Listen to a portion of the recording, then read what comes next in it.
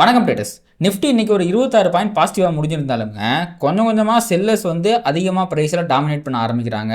அதை எந்த அறிகுறிகள் மூலமாக நம்ம கண்டுபிடிக்கலாம் அப்படிங்கிறத பற்றி இன்றைக்கி டீட்டெயிலாக நம்ம வீடியோவில் பார்த்துடலாங்க. அண்ட் வீடியோக்குள்ளே போகிறதுக்கு முன்னாடி கமெண்ட் செக்ஷனுக்குள்ளே போவோம். அதில் வந்து ஜான் ஜீவா அப்படிங்கிற ஒரு மிகப்பெரிய கேள்வியை கேட்டிருக்காரு. ஒரு ட்ரேடிங் லேர்ன் பண்ணுறதுக்கு ஒரு 3 இயர்ஸ் டெய்லியும் பேக் டெஸ்ட் ப்ராக்டிஸ் பண்ண சொல்கிறாங்க. அப்படின்னா என்னது? நீங்கள் டெய்லியும் வீடியோவில் ரிப்ளை பண்ணுறீங்களே, அதுதான் பேக் டெஸ்ட்டா? இது முதல் கேள்வி. ஆக்சுவலி நான் வந்து ரிப்ளை பண்ணுறேங்க, நான் பேக் டெஸ்ட்லாம் பண்ணல. பட் பேக் டெஸ்டிங் அப்படிங்கிறது எப்படி பண்ணணும் அப்படின்னா, ஃபார் எக்ஸாம்பிள் ஒரு ஃபேர் வேல்யூ கேப்லேருந்து ப்ரைஸ் ரிவர்ஸ் ஆகுது அப்படின்னா இதுதான் ஃபேர் வேல்யூ கேப்னு வச்சுக்கோங்க. இதை மார்க் பண்ணி இங்கேருந்து ரிவர்ஸ் ஆகுது, நான் அதை லோயர் டைம் ஃப்ரேமில் 3 மினிட்ஸ்லையோ இல்லை 1 மினிட்லையோ பார்க்குறேன் அப்படின்னா, அப்போ 3 மினிட்டில் இங்கேருந்து இந்த மாதிரி ரிவர்ஸ் ஆகுதா? அப்போது எந்தெந்த மாதிரி இடத்துல நம்ம என்ட்ரி எடுக்கலாம்? உதாரணத்துக்கு இங்கே இருக்கிற ஃபேர் வேல்யூ கேப்பில் எடுக்கலாமா, இல்லை இங்கேருந்து ஒரு change in state of delivery வந்தோடனே எடுத்துடலாமா? இதுவே சேஞ்ச் இன் ஸ்டேட் ஆஃப் டெலிவரிங்க, இது வந்தோடனே எடுத்துடலாமா? இல்லை அங்கேருந்து ஒரு பிரேக்கர் பிளாக் வந்து ஃபார்ம் ஆனதுக்கப்புறம் நம்ம எடுக்கலாமா? இந்த மாதிரி ஏதோ ஒரு என்ட்ரி மாடலை வச்சு அதில் நம்ம டெய்லியும் ஒரு 100 ட்ரேடு இல்லை 200 ட்ரேட் நீங்கள் வந்து பண்ணி பார்க்கணும். அதில் வந்து ப்ராஃபிட் எவ்வளோ வருது, லாஸ் எவ்வளோ வருது, கன்சிஸ்டண்ட்டாக ஒரே மாதிரி என்ட்ரியில் பண்ணி பார்க்கணும். அப்படி பண்ணி பார்த்து அதுக்குள்ளேருந்து டேட்டா எடுக்கிறதுக்கு பேர் தாங்க பேக் டெஸ்டிங். இதுக்கு 3 வருஷம்லாம் ஆகாது. அதிகபட்சம் ஒரு 24 மணி நேரம் டோட்டலாக நீங்கள் ஸ்பெண்ட் பண்ணீங்க அப்படின்னா மினிமம் 100லேருந்து 200 ட்ரேடுக்கு உங்களால் பேக் டெஸ்ட் பண்ணிட முடியும். அதுக்கப்புறம் நீங்கள் மார்க்கெட்டை பற்றி குழப்பிக்காமல் உங்களுடைய செட்டப் வந்தால் அதில் மட்டுமே என்ட்ரி எடுத்துட முடியுங்க. அடுத்தவர் என்ன கேட்குறாருனாங்க, ஃப்ரீயாக ஏதாவது பிளாட்ஃபார்ம்ஸ் இருக்கா, இல்லை டிஸ்கவுண்டட் ப்ரைஸில் ட்ரேடிங் வியூவில் சப்ஸ்கிரைப் பண்ணலாமான்னு கேட்குறாரு. ட்ரேடிங் வியூ தாங்க பெஸ்ட்டு பேக் டெஸ்டிங் பண்ணுறதுக்கு. ஸோ ஒரு மாதம் மாதிரி நீங்கள் சப்ஸ்கிரைப் பண்ணி கூட பண்ணிக்கலாம். அப்படி இல்லைனா வச்சுக்கோங்களேன், ட்ரேடிங் வியூவில் இருக்க மாதிரி இந்த ஸ்டாக் மோஜோ அப்படின்ட்டு வந்து ஒரு பிளாட்ஃபார்ம் இருக்குங்க. அதுக்குள்ளே வந்து ஹிஸ்டாரிக்கல் சார்ட்டுக்குள்ளே போனீங்கன்னா ஆக்சுவலி 1 மந்த் மட்டும் வந்து பார்த்தீங்கன்னா டேட்டா ஃப்ரீயாக இருக்கும். அதுக்கு மேலே போனீங்க அப்படின்னா நீங்கள் பே பண்ணுற மாதிரி இருக்கும். ஐ திங்க் ஒரு 300 350 தான். பட் நீங்கள் மல்டிபிள் டைம் ஃப்ரேம்ஸ்க்கு மாற்றியுமே வந்து பார்த்தீங்க அப்படின்னா இங்கே உங்களால் அந்த பேக் டெஸ்டிங் பண்ணிக்க முடியும். இதுவுமே கிட்டத்தட்ட ட்ரேடிங் வியூவோட சார்ட் மாதிரி எல்லாமே அப்படியே தான் இருக்கும். ஸோ ட்ரேடிங் வியூ காட்டிலும் பேக் டெஸ்டிங் மட்டும்தான் உங்களுடைய ஒரே பர்பஸ்னால் அதோட பெய்டு வெர்ஷன் வந்து 2000 ரூபாய்க்கு மேலே ஆகும். பட் இது வந்து 350 ரூபாயில் உங்களுக்கு கிடச்சிரும். ஸோ இந்த ஸ்டாக் மோஜோ அப்படிங்கிற இந்த பிளாட்ஃபார்மை நீங்கள் யூஸ் பண்ணிக்கலாம். ஒரு ஆப்ஷன் பையிங் ஸ்ட்ராட்டஜி வந்து நான் ஒன்று போட்டிருப்பேங்க ரீசெண்டாக. அதில் வந்து பார்த்திங்கன்னா இந்த ஸ்டாக் மோஜோ பிளாட்ஃபார்மை பற்றி நான் வந்து பேசிகிட்டு இருப்பேன். ஸோ சப்போஸ் உங்களுக்கு வேணும்னா அந்த பேக் டெஸ்டிங் எப்படி பண்ணுறதுங்கிறதே அந்த வீடியோவில் நான் சொல்லியிருப்பேன். நீங்கள் அதை போய் செக் பண்ணி பாருங்கள். அண்ட் கடைசியாக வந்து வாட்ஸ்அப் சேனலில் நான் இருக்கிறேங்க. அதில் நீங்கள் போடுற அந்த வாய்ஸ் நோட் எல்லாமே ரிஸ்க் மேனேஜ்மெண்ட்டுக்கு வந்து ரொம்ப யூஸ்ஃபுல்லாக இருக்குது. அண்ட் சிஎஸ்கே வர்சஸ் மும்பை மேட்சை கமெண்ட்ரியில் பார்த்த மாதிரி இருந்துச்சு அப்படின்னு வேறு சொல்லி நான் பெருமைப்படுத்தியிருக்கிறாரு. மிக்க மகிழ்ச்சிங்க பிரதர், தொடர்ந்து இணைந்திருங்கள். கண்டிப்பாக நான் ட்ரேட் பண்ண வேணாம் அப்படிங்கிற நிறையா மெசேஜ்களை வெவ்வேறு விதமாக மாற்றி நாங்கள் போட்டுக்கிட்டு இருப்பேன். ஐ மீன் ட்ரேடிங் செட்டப் இல்லாமல் ட்ரேட் பண்ண வேணான்னு போடுவேன், ட்ரேடே பண்ண வேணாம்லாம் போட மாட்டேன். இந்த மாதிரி நிறைய பேர் வந்து வாட்ஸ்அப் அந்த சேனலில் இணைந்து பயன்பெற்று கொண்டிருக்கிறார்கள். இந்த கன்சிஸ்டன்சிக்கு வேறு ஹெல்ப்ஃபுல்லாக இருக்குன்னு சொல்லியிருக்காரு. ஸோ அதே மாதிரி உங்களுடைய கன்சிஸ்டன்சிக்கும் நான் போடுற மெசேஜஸ் ஹெல்ப்ஃபுல்லாக இருக்கலாம். நீங்களுமே அதில் சேர்ந்து பயன்பெற வேண்டும் என்றால் லிங்க் கீழே டிஸ்கிரிப்ஷனில் இருக்குது. அதில் போய் நம்ம வாட்ஸ்அப் சேனலில் ஜாயின் பண்ணிக்கோங்க. அதை தாண்டி வந்து பார்த்திங்கன்னா உங்களுக்கு இந்த மாதிரி ட்ரேடிங் ரிலேட்டடாக ஏதாவது டவுட் இருக்குது, இல்லை வந்து ஸ்டாக் மார்க்கெட் ரிலேட்டடாக, இல்லை எஸ்எம்சி ரிலேட்டடாக எந்த டவுட் இருந்தாலும் நீங்கள் வந்து அதை கமெண்ட்ஸில் போடுங்க. நான் டெய்லியுமே வந்து அதை படித்து உங்களுக்கான ஆன்சரை கொடுக்குறேங்க. ஓகே, இப்போ வந்து பார்த்திங்கன்னா நம்ம இன்றைக்கி நடந்த விஷயத்துக்குள்ளே போயிடலாங்க. நேற்று யூஎஸ் மார்க்கெட் கொஞ்சம் பாசிட்டிவாக முடிஞ்சிருந்துச்சு. அதன் காரணமாக உங்களுக்கு வந்து நிஃப்டி வந்து ஒரு ஃப்ளாட் ஓப்பனிங் தான் கொடுத்துச்சு. பெரிய அளவுக்குலாம் வந்து கேப் ஆகலை. ஒரு நிமிஷம் இருங்க, பெரிய அளவுக்குலாம் கேப் ஆகலைங்க. ஸோ இந்த இடத்துல ப்ரீவியஸ் டேயோட unfilled 15 minutes bearish fair value gap ஒன்றும் இருந்துச்சுங்க.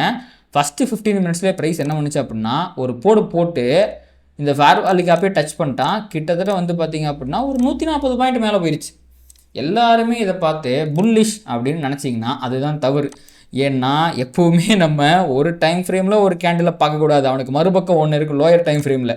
அவனை போய் பார்த்தோம்னா இங்கே தெரிஞ்சு போயிடும் என்ன இருக்குது இங்கே அப்படின்னு பார்த்தீங்கன்னா. இங்கே பாருங்க, அன்ஃபில்டு ஃபேர் வேல்யூ கேப். நான் அந்த ஃபேர் வேல்யூ கேப் இண்டிகேட்டர் வந்து ஆன் பண்ணி விட்றேன். இங்கே பாருங்கள் எத்தனை அன்ஃபில்டு ஃபேர் வேல்யூ கேப் இருக்குன்னு பாருங்கள். இத்தனை ஃபேர் வேல்யூ கேப் இருக்குது. அப்போ இது எல்லாமே என்னத்தை இண்டிகேட் பண்ணுதுன்னா ஃபாலோ த்ரூ ப்ரைஸ் ஆக்ஷன் வர்றதுக்காக இந்த மார்க்கெட்டை அவன் மேலே கொண்டு போகல, மேலே போய் ஆவரேஜ் பண்ணி ப்ரைஸை கீழே இறக்கிறதுக்காக கொண்டு போகிறான் அப்படிங்கிற சைனை இது இங்கே இண்டிகேட் பண்ணுது. ஏன்னா உண்மையாலுமே அவன் ஏற்றணும்னு முடிவு பண்ணியிருந்தான்னா இங்கே இருக்கிற எஃப்யூஜியோ ஆர் அட்லீஸ்ட் இங்கே இருக்கிற எஃப்யூஜியோனாச்சு ரீட்ரேஸ்மெண்ட்டில் வந்து ஆவரேஜ் பண்ணிட்டு போயிருப்பான். அதை அவன் பண்ணல. அப்போ என்ன பண்ணுறான், இங்கேருந்து வந்து பார்த்திங்கன்னா இந்த பியரிஷ் எஃப்யூஜிலேருந்து வந்து பார்த்திங்கன்னா ப்ரைஸ் வந்து ரிவர்ஸ் ஆகுது. ரிவர்ஸ் ஆகி கீழே வருது. கொஞ்சம் கன்சாலிடேட் ஆகிட்டு தான் வந்துச்சு. உடனேலாம் பெருசாக கீழே விழுந்துடல. அண்டு இந்த இடத்துல பாருங்கள் சடனான ஒரு ஃபால்.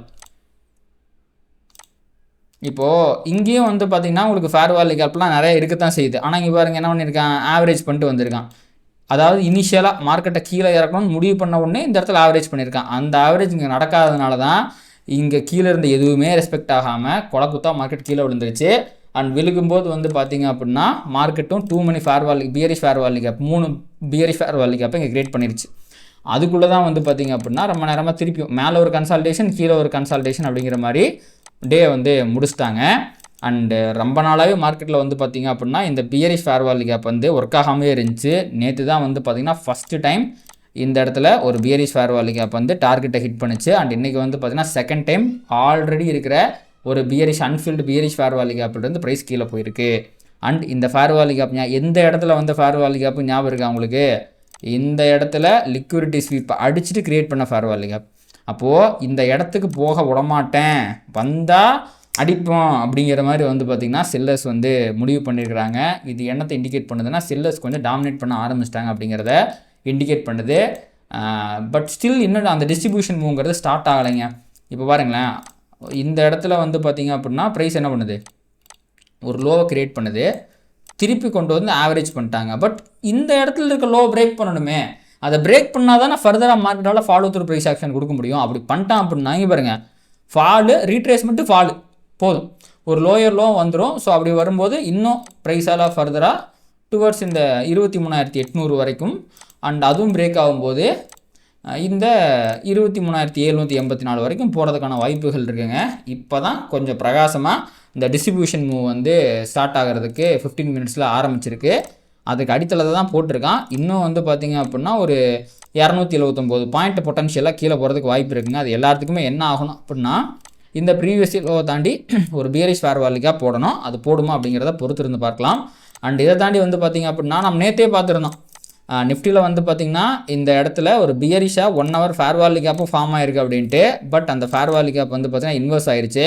பட் அதுக்கு மேலே இருந்த ஆர்டர் பிளாக் இங்கே வருங்க, ஆர்டர் பிளாக்லேருந்து வந்து பார்த்திங்கன்னா ப்ரைஸ் வந்து ரிவர்ஸ் ஆகி கீழே வந்திருக்கு. இதுவுமே வந்து பார்த்திங்கன்னா நல்ல சைன். அண்ட் ஃபர்தராக ஒரு 1 hour bearish fair value gap போட்டு அங்கேருந்துமே ப்ரைஸ் ரிவர்ஸ் ஆயிடுச்சு. அப்படிங்கும்போது லிக்விடிட்டி ஸ்வீப்பை 1 ஹவரில் இங்கே வந்து ஓகே இது லிக்விடிட்டி ஸ்வீப், ஓகே இது வந்து லிக்விடிட்டி ஸ்வீப் கிடையாது, இது லிக்விடிட்டி ஸ்வீப்பு அடிச்சுட்டு 1 ஹவர் டைம் ஃப்ரேமில் ஃபேர் வேல்யூ கேப் போட்டு அங்கேருந்துமே ரிவர்ஸ் ஆகிட்டான். ஸோ எல்லா சைனுமே என்ன சொல்லுது அப்படின்னா இங்கே பாருங்க, இந்த இடத்த தாண்டிடுச்சுன்னா ஃபர்தராக டிஸ்ட்ரிபியூஷன் வந்து லோயர் லோ போட்டு கீழே போகிறதுக்கு வாய்ப்பு இருக்குது அப்படிங்கிறத சொல்லுது. அப்படி கீழே போகும்போது மேபி இந்த இடத்துல 15 மினிட்ஸில் ஒரு அன்ஃபில்டு ஃபேர் வேல்யூ கேப் இருக்குங்க. எங்கே இந்த இடத்துல இருக்குது. இது மேபி ஒரு நல்ல சப்போர்ட்டை ப்ரொவைட் பண்ணுறதுக்கு இல்லை ஆல்ரெடி அவன் டச் பண்ணிட்டானே. ஓகே ஆல்ரெடி இது டச் ஆயிடுச்சு. அதுக்கு கீழே ஒன்று இருக்குது பாருங்கள், இந்த இடத்துல ஒன்று டச் ஆகாமல் இருக்குது. டுவர்ட்ஸ் 883 to 867 பக்கத்தில் இது ஒரு சப்போர்ட்டாக ப்ரொவைட் பண்ணுறதுக்கான வாய்ப்புகள் இருக்குது. இப்போதைக்கு மார்க்கெட் டிஸ்ட்ரிபியூஷன் மூவ்க்காக வெயிட் பண்ணிக்கிட்டு இருக்கு. அது மட்டும் இல்லாமல் ரீட்டைல் ட்ரேடர்ஸ் எல்லாத்துக்கும் தெரிஞ்ச ஹெட் அண்ட் ஷோல்டர்ஸ் பேட்டர்னை வேறு அவன் கண்ணில் காமிச்சிக்கிட்டு இருக்கான். அப்போ இது பிரேக் ஆச்சுன்னா அதுவுமே கிக்கின் ஆகிறதுக்கு வாய்ப்புகள் இருக்குது. ஸோ அதுவுமே மார்க்கெட்டை கீழே தள்ளுறதுக்கான வாய்ப்புகள் இருக்குது. பட் ஜஸ்ட்டு கண்ணில் பட்டதுனால என் கண்ணுக்கு தெரிஞ்சிருச்சு அப்படிங்கிறதுனால இதை நான் சொல்கிறேங்க. ரொம்ப நேரமாகவே நான் பார்த்துக்கிட்டு இருந்தேன். ஸோ பட் நான் எஸ்எம்சி பேஸ் பண்ணி தாங்க ட்ரேட் பண்ணுறேன். ஹெட் அண்ட் ஷோல்டர்ஸால் அது கீழே விழுகுன்னு சொல்லலை. அதை தாண்டி நிறையா கான்டெக்ஸ்ட்டாகவே வந்து பார்த்திங்கன்னா அது பிரேக் ஆச்சுன்னா கீழே போகிறதுக்கு வாய்ப்பு இருக்குது. அதை ஒரு பேட்டர்ன் மூலமாகவும் நமக்கு அவன் எடுத்து சொல்கிறான். ஸோ அப்போது கீழே இதை தாண்டினா தான் கீழே போக முடியும். சப்போஸ் நாளைக்கு மார்க்கெட் மேலே வச்சுன்னு வச்சுக்கங்களேன், மேலே 2 மணி ஃபேர் வேல்யூ கேப்ஸ் இருக்குது, இங்கேருந்து ஆவரேஜ் பண்ணி கூட அவன் கீழே போகலாம். ஹூனோஸ் இங்கேருந்து ஆவரேஜ் பண்ணி கூட அவன் கீழே போகலாம். அப்படி நடந்தாலும் இந்த லோவை தாண்டினா தான் ஃபர்தராக கீழே போக முடியும். அதை மட்டும் ஞாபகத்தில் வச்சுக்கோங்க. ஓகே. அண்ட் ஓவராலாக வந்து பார்த்திங்கன்னா நீங்கள் நிஃப்டி பாசிட்டிவாக தான் முடிஞ்சிருக்கு. ஈவன் தோ பெரிய செல்லிங் ப்ரெஷர் வந்திருந்தாலும் நெட்டு வந்து பார்த்திங்கன்னா 26 பாயிண்ட் பாசிட்டிவ் தான். அண்ட் பேங்க் நிஃப்டி பாருங்கள், அதை விட 300 பாயிண்ட்டுக்கு பக்கமாக பாசிட்டிவ். பேங்க் நிஃப்டியில் ஒரு முக்கியமான பேட்டர்ன் இருக்குது, அதையும் நம்ம டிஸ்கஸ் பண்ணுவோம். அண்ட் வந்து பார்த்திங்க அப்படின்னா ஹீட் மேப் நிஃப்டி 500 பாருங்களேன், இன்றைக்கி ஓவரால் மார்க்கெட் செமைங்க சூப்பராக இருந்திருக்கு. ரொம்ப இது நேற்று அதானி ஸ்டாக்ஸ் எல்லாம் மேலே வச்சு பார்த்தீங்கன்னா அது கீழே விழுந்திருக்கு. ஐடி ஓரளவுக்கு under performance, but banking sector எனக்கு அவுட் பெர்ஃபார்மன்ஸுங்க. நேற்று கீழே விழுந்தா இன்றைக்கி வந்து பார்த்திங்கன்னா பாதிக்கு மேலே போயிட்டான் அப்படிங்கிற மாதிரி நம்ம பார்க்கலாம். ஓவராலாகவே வந்து பார்த்திங்கன்னா மோர் தென் 60-65% பக்கமாக பாசிட்டிவாக தான் இருந்திருக்கு. வெகு சில ஸ்டாக்ஸ் மட்டும் தான் டவுனில் முடிஞ்சிருக்கு, வெகு சில செக்டார்ஸ் டவுனில் முடிஞ்சிருக்குன்னு பார்க்கலாம். அண்ட் நிஃப்டி 50 பொறுத்த வரைக்கும் வந்து பார்த்திங்கன்னா 30 ஸ்டாக் அட்வான்ஸ் ஆகிருக்கு, 20 ஸ்டாக் தான் டவுன் ஆகிருக்கு. இதுவுமே வந்து பார்த்திங்கன்னா ஒரு பெரிய பாசிட்டிவிட்டிலாம் பாசிட்டிவாக மார்க்கெட் இருக்குது, சென்டிமெண்ட் வைஸ் பாசிட்டிவாக இருக்குங்கிறது நம்மளுக்கு இண்டிகேட் பண்ணுதுங்க. And one more thing, India VIX இன்றைக்கி 3.5% வந்து கீழே விழுந்திருக்கு. இதுவுமே சென்டிமெண்ட்டாக மார்க்கெட் கொஞ்சம் புல்லிஷ் பாதைக்கு திரும்புது அப்படிங்கிறத இண்டிகேட் பண்ணுது. பட் ப்ரைஸ் வந்து பியரிஷாக தான் போகுது அப்படின்னு சொல்லுது. இந்த சென்டிமெண்ட்டாக சொல்கிறதெல்லாம் ஒரு ஷார்ட் டேர்மில் பெரிய ஃபாலாக கொண்டு வரதுக்கான வாய்ப்பு இல்லை. அதாவது இந்தியாவுக்கு கீழே விழுந்துச்சுன்னா இங்கிருந்து மார்க்கெட் வந்து ஒரு 500,000 பாயிண்ட் கீழே விழுகாமல் போகலாம். ஆனால் 200 பாயிண்ட் கீழே விழுறதுக்குலாம் வாய்ப்பு இருக்குது. நானுமே அந்த 200 பாயிண்ட் மூவ் தான் இங்கே பற்றி பேசுகிறேன். 500 பாயிண்ட் விடுவோமான ஃபர்தராக சப்போர்ட் லெவலாம் பிரேக் ஆனால் சொல்ல முடியும். இந்த 780க்கு போய் 784க்கு போய் வர ரியாக்ஷன் வச்சு தான் சொல்ல முடியும். இப்போயே சொல்ல முடியாது. அவ்வளோ தூரம் போகிறதுக்கு எல்லா வாய்ப்பு இருக்குது. ஏன்னா அது வந்து ஒரு ட்ரெண்ட் லைன் லிக்விடிட்டி வேறு கிரியேட் பண்ணி விட்டுருக்கு. என்னுடைய டார்கெட்டுமே இந்த லிக்விடிட்டி படித்ததுக்கப்புறம் இந்த டார்கெட்டு இதுதான். அது அப்படியே வராமல் இங்கே பெரிய ஃபால் வந்ததுனால மேலே போய் டெய்லி டைம் ஃப்ரேமோட ஃபேர் வேல்யூ கேப்லேருந்து ரிவர்ஸ் ஆகி கீழே போயிட்டுருக்காங்க. இதுதான் கதை. அண்ட் அடுத்து வந்து பார்த்திங்க அப்படின்னா பேங்க் நிஃப்டிங்க. பேங்க் நிஃப்டி பக்கம் வந்தீங்க அப்படின்னா நான் ஒரு முக்கியமான விஷயம் இருக்குன்னு சொன்னேன் பார்த்தீங்களா. ட்ரெண்டு பேங்க் நிஃப்டியில் இந்த இடத்துல பியரிஷாக மாறுதுங்க. அதுக்கப்புறம் பாருங்கள் இந்த ஆர்டர் பிளாக்லேருந்து ரிவர்ஸ் ஆகிறான். நேற்று வந்து பார்த்திங்கன்னா சடனான ஒரு ஃபால் வந்துருச்சு இல்லைங்களா. அப்போ சடனான ஃபால் வந்ததுனால இவனுமே பாருங்கள் மேலே போய் கரெக்டாக இந்த ஆர்டர் பிளாக்லேருந்து ரிவர்ஸ் ஆகி வந்திருக்கான். அப்போது இது வந்து பார்த்திங்கன்னா பர்ஃபெக்டான ஒரு என்ட்ரி இது. பட் இந்த லோவை தாண்டணும். இந்த லோவை தாண்டினா பேங்க் நிஃப்டியும் கீழே விழுந்துருவோம் அப்படிங்கிறதுக்கான எல்லா கன்ஃபர்மேஷனையும் கொடுத்துட்றான். இதனாலையும் நான் வந்து இப்போ பேங்க் நிஃப்டி கீழே விழுந்தா நிஃப்டி மட்டும் மேலே இருக்க முடியும், அவனும் கீழே விழுந்தானே ஆகணும்.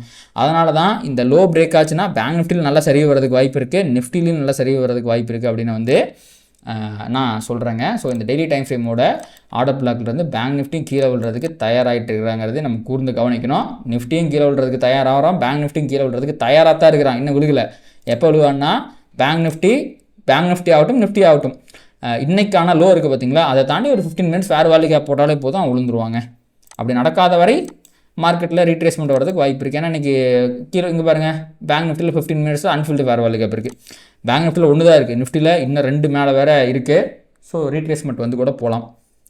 என்ன போகுதுங்கிறத பொறுத்து இருந்து பார்க்கலாங்க. அண்ட் வார் நியூஸை பொறுத்த வரைக்கும் திருப்பியும் நம்ம மார்க்கெட் முடிகிறதுக்கு ஒரு அரை மணி நேரம் முன்னாடி நினைக்கிறேன் யூஎஸ் வந்து ஃப்ரெஷ்ஷாக நிறையா ஸ்ட்ரைக்ஸை வந்து அட்டாக் பண்ணியிருக்கிறாங்க, ஈரானை வந்து அட்டாக் பண்ணியிருக்கிறாங்க. அப்போது போர் வந்து இன்னும் வந்து தொடர்ந்துக்கிட்டே தான் இருக்குது அப்படிங்கிறத நம்ம பார்க்குறோம். சீஸ்ஃபயர் ஃபாலிங் அப்பார்ட்டா, அது முடிஞ்சு 1 வருஷம் ஆச்சேப்பா, இப்போ வந்து பேசிக்கிட்டு இருக்கீங்க நீங்கள் அப்படிங்கிற மாதிரி தான் சொல்ல தோணுது. ஸோ வர்ற தகவல்கள் வார விஷயமாக எதுவுமே சரியாக இல்லைங்க. அண்ட் க்ரூடு ப்ரைஸுமே வந்து பார்த்திங்க அப்படின்னா இன்னும் குறைஞ்சிக்கிட்டு இருக்குது, லைட்டாக குறைஞ்சிக்கிட்டு இருக்குது. பட் ஸ்டில் வந்து பார்த்திங்கன்னா அந்த 80 ரேஞ்சுக்குள்ளே தான் சுற்றிக்கிட்டு இருக்குங்க. அண்ட் மோஸ்ட் லைக்லி இன்றைக்கி வந்து ஃபேர் வேல்யூ கேப்புமே ஃபார்ம் ஆயிரும் அப்படின்னு நினைக்கிறேன். ஆல்ரெடி 4 ஹவர் ஃபேர் வேல்யூ கேப்லேருந்து மேலே போனால் ஒரு நிமிஷம் இந்த கோடுகள்லாம் அழிச்சிட்றேன். பட் இந்த இடத்துல பாருங்கள் டெய்லி டைம் ஃப்ரேமில் ஒரு ஃபேர் வேல்யூ கேப்பும் ஃபார்ம் ஆகிருக்கு. ஸோ மேபி இங்கே வந்துட்டு கூட அவன் ரிவர்ஸ் ஆகலாம். ஸோ எல்லாமே ட்ரெண்டுங்கிறது புல்லிஷாக தான் இருக்குது. சப்போஸ் இப்போ க்ரூட் ஃபால் ஆகுது அப்படின்னா அதை ஆவரேஜ் பண்ணி ஃபர்தராக மேலே போகிறதுக்காக தான் ஆகுதே ஒழிய ரிவர்சல்னு எடுத்துக்க முடியாது. இப்போதைக்கு இந்த லோ இருக்குது பார்த்தீங்களா, இதை தானா தான் க்ரூடோட ட்ரெண்டு வந்து பியரிஷாக மாறுது. அது வரைக்கும் எந்த இடத்துல வேணாலுமே அவன் ரிவர்ஸ் ஆகி ஃபர்தராக ஹையர் ஹை போட்டு மேலே போகிறதுக்கு சான்ஸ் இருக்குங்க. இப்போ அப்படியே நம்ம பிடிசி பக்கம் வந்துடுவோம். பிடிசி ராக்கிங் மேன் அப்படிங்கிற மாதிரி மேலே போயிருக்கான். பட் முன்னாடியே சொன்ன மாதிரி இதை தாண்டினா மொமெண்டம் சேஞ்ச் ஆகுது. இந்த பர்டிகுலர் 67,214 தாண்டினா தான் ட்ரெண்டு சேஞ்ச் ஆகுது. ஆனால் இந்த புல்லிஷ் ஃபேர் வேல்யூ கேப்பை ரொம்ப நாளாக அவன் டிஃபெண்ட் பண்ணிக்கிட்டு இருக்காங்கிறதோட மட்டும் இல்லாமல் இங்கேருந்து வந்து பார்த்திங்கன்னா முதல் முறையாக ஒரு ஹையர் ஹையும் போட்டான். நேற்று நல்ல கேண்டில் க்ளோஸும் வச்சிருக்கு. அப்படிங்கிறதுனால ஷார்ட் டேர்மில் பிட்காயின் மேலே போகிறதுக்கான வாய்ப்புகள் இருக்கிறது, பிரகாசமாக கொஞ்சம் தெரியுது. ட்ரெண்டு சேஞ்ச் ஆகட்டும் வித் ஃபேர் வேல்யூ கேப்போட, அதுக்கப்புறம் நம்ம முடிவு பண்ணிக்கலாம். இப்போதைக்கு ட்ரெண்டு சேஞ்ச் ஆகலை. அதற்கான வாய்ப்புகள் ஒவ்வொரு நாளுமே வந்து அதிகமாகிட்டே போகுதுங்க. ஸோ இன்னும் பியரிஷாக தான் இருக்குது. ஒரு பிரேக் அவுட் வந்துட்டோம், கன்ஃபார்ம் பண்ணிடலாம். இப்போதைக்கு ஒன்றும் இப்போதைக்கு எதுவும் ஆப்பர்ச்சுனிட்டி இல்லை. அடுத்து கோல்டுங்க. கோல்டு ஒரு வழியாக 4000க்கு மேலே வந்து போயிட்டான். பட் ஸ்டில் இவனுமே பாருங்கள் டுவர்ட்ஸ் இந்த ஸ்விங் பாயிண்ட் லிக்விடிட்டி தான் அவனோட டார்கெட். அந்த டார்கெட்டுக்கு வர்றதுக்கு முன்னாடி ஒரு சின்ன ரீட்ரேஸ்மெண்ட்டை காமிச்சிக்கிட்டு இருக்கானே ஒழிய பிட்காயின் அளவுக்கு இது புல்லிஷாக இல்லை. ஏன்னா பிட்காயினோட அந்த கேண்டில் க்ளோஸ் பாருங்கள், அது ஒரு ஹையர் ஹையை போட்டிருக்கு. அப்போ இங்கே வந்த ப்ரைஸ் ஆக்ஷன் வேறு, கோல்டில் வந்த ப்ரைஸ் ஆக்ஷன் வேறு. கோல்டு இன்னும் பியரிஷாக தான் இருக்குது. முதல்ல ஃபேர் வேல்யூ கேப் ஃபார்ம் ஆகிறதுக்கான எந்த ஆப்பர்ச்சுனிட்டி இல்லை, ஹையர் ஹையும் போடலை. அதனால் கோல்டு பியரிஷாக தான் இருக்குது. டுவர்ட்ஸ் இந்த ஸ்விங் பாயிண்ட் லிக்விடிட்டி நோக்கி தான் போய்கிட்டு இருக்குது. இது வந்து வீக்லி டைம் ஃப்ரேம்லேயும் இருக்க ஸ்விங் பாயிண்ட் லிக்விடிட்டி தான். மேபி இதை தட்டி கீழே விழுந்துட்டு இந்த வீக்லி டைம் ஃப்ரேமில் இருக்க அன்ஃபில்டு ஃபேர் வேல்யூ கேப் இருந்து கூட மேலே போகிறதுக்கு வாய்ப்பு இருக்குது. அப்படி நடந்தால் தாங்க மேலேயே போக முடியும் அவனால். இல்லைனா கொஞ்சம் கஷ்டங்க, லிக்விடிட்டி பத்தலைங்க அவனுக்கு. அக்குமுலேஷனுங்க இது, அக்குமுலேஷன் மேனிப்புலேஷன் டிஸ்ட்ரிபியூஷன் அவன் வந்து போனால் தான் அவனால் போக முடியும்னு நான் நம்புகிறேன். இல்லைனா கன்சால்டேஷனில் போட்டு கொலையாக கொள்றதுக்கு வாய்ப்பு இருக்குது. இப்போதைக்குமே வந்து கோல்டில் பெருசாக எதுவும் ஆப்பர்ச்சுனிட்டி இல்லை. பட் சில்வர் நல்லா பியரிஷாக இருக்குது. இங்கே இருக்கிற அன்ஃபில்டு நம்ம நேற்று பார்த்தது தான். இப்போதைக்கு இந்த அன்ஃபில்டு ஃபேர் வேல்யூ கேப்புக்கு போனால் ஒரு ஆப்பர்ச்சுனிட்டி இருக்குது. அப்படி இல்லைனா இதுலேயும் ஒன்றும் பெருசாக ஆப்பர்ச்சுனிட்டி இல்லை.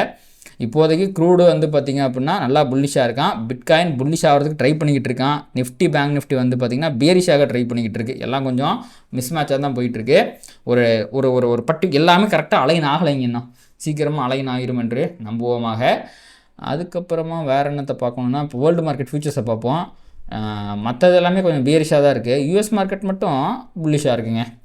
ஒரு கண்ணை போட்டு வைப்போம், இவனும் கீழே விழுக்கட்டும், ஜோதியில் ஐக்கியமாகட்டும் யூஎஸ் மார்க்கெட்டும். மற்றபடி கொஞ்சம் ஏஷியா மார்க்கெட்டும் சரி, உங்களுக்கு வந்து யூரோப்பியன் மார்க்கெட்டும் கொஞ்சம் பியரிஷாக தான் இருக்குது. பட் எக்கனாமி வைஸ் டேட்டா எதுவுமே இல்லைங்க. ஃபுல்லாக டெக்னிக்கலை பேஸ் பண்ணி தான் வந்து யூஎஸ் மார்க்கெட் வந்து மூவ் ஆகிறதுக்கு வாய்ப்பு இருக்குது. அதன்படி பார்க்கும் பொழுது அந்த மார்க்கெட் யூஎஸ் மார்க்கெட்டை சைடு வேஸில் தாங்க சுற்றிக்கிட்டு இருக்கான். இவனும் அக்குமுலேஷனுக்குள்ளே தான் இருக்கிறான். அந்த மேனிப்புலேஷன் எனக்கு என்னமோ ஆல் டைம் ஹையை தொட்டு மேலே தான் போட்டு டிஸ்ட்ரிபியூஷன் கீழே வரும்னு எனக்கு தோணுது. S&P ஆகட்டும், ஓகே, டவ் ஜோன்ஸ் கூட வந்து பார்த்தீங்கன்னா ஹையர் ஹையில் தான் இருக்கான். S&P நாஸ்டாக் ரெண்டுமே கன்சாலிடேட் ஆக ஆரம்பிச்சிருச்சு. இங்கே பாருங்கள், இது அக்குமுலேஷன். கீழே மேனிப்புலேட் ஆகக்கூடாது. அது ஏன்னா கீழே மேனிப்புலேட் ஆனால் மேலே டிஸ்ட்ரிபியூஷன் ஆயிடுவான் அவன். அதனால் ஒரு ஆல் டைம் ஹை அடிச்சுட்டு தான் ரொம்ப பக்கத்தில் தான் இருக்கிறான். இப்போ இங்கேருந்து இப்போ மேனிப்புலேஷன் டிஸ்ட்ரிபியூஷன்லன்னு வச்சுக்கோங்களேன், அவன் இங்கே தான் மேனிப்புலேஷனாக 4% ஆகணும். ஆனால் மேலே போனான்னு வச்சுக்கோங்களேன், இன்னும் ஒரு 1% தான். அப்போ 1% ஜாலியாக இன்னும் ஒரு 2-3 நாளில் மேலே போயிட்டான்னு வச்சுக்கோங்களேன், அக்குமுலேஷன், மேனிப்புலேஷன், டிஸ்ட்ரிபியூஷன் அவன் கீழே வந்துடுவான். யூஎஸில் வேறு ட்ரேட் எடுத்து ரொம்ப நாள் ஆச்சு. ஒரு நல்ல ஆப்பர்ச்சுனிட்டியாக இது அமைகிறதுக்கு வாய்ப்பு இருக்குது. அமையுமா என்பதை பொறுத்திருந்து பார்க்கலாங்க. ஐ திங்க் எல்லாமே நம்ம இன்றைக்கி கவர் பண்ணிட்டோம் அப்படின்னு நினைக்கிறேன். ஸோ இதோட இந்த வீடியோ முடிச்சுக்கலாம். ஹோப்ஃபுல்லி உங்களுக்கு இந்த வீடியோ பிடிச்சிருக்குன்னு நினைக்கிறேன். இந்த வீடியோ உங்களுக்கு பிடிச்சிருந்துச்சுன்னா இதை லைக் பண்ணுங்கள், கமெண்ட் பண்ணுங்கள், அண்ட் ட்ரேட் பண்ணுற மற்றவங்களுக்கும் ஷேர் பண்ணுங்கள். அது யூடியூப் அல்காரிதம் ட்ரிகர் பண்ணி நிறையா பார்வையாளர் நம்ம சேனல் கொண்டு வந்து சேர்க்குங்க. நன்றி.